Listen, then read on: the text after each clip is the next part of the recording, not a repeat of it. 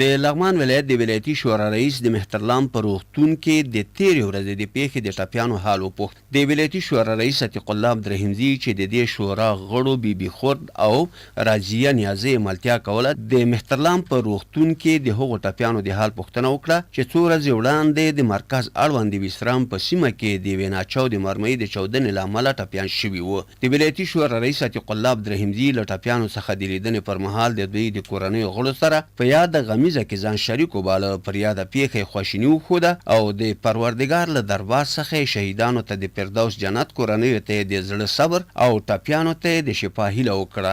نوموړو د مهترلام روغتون رئیس ډاکټر عبدالفاروق سحاق ته سپارښتنه وکړه څو د ټپیانو ښه درملنه وکړي. وروسته د مهترلام روغتون رئیس دوی ته ډاډ ورکړ، ویل چې په یاد روغتون کې پرته له توپیره خدمات ترسره کیږي او له لومړۍ ورځې دوی ته خاصه پاملرنه کړې. نوموړي په دې برخه کې د ولایتي شورا وکیلانو ته بشپړ ډاډ ورکړ.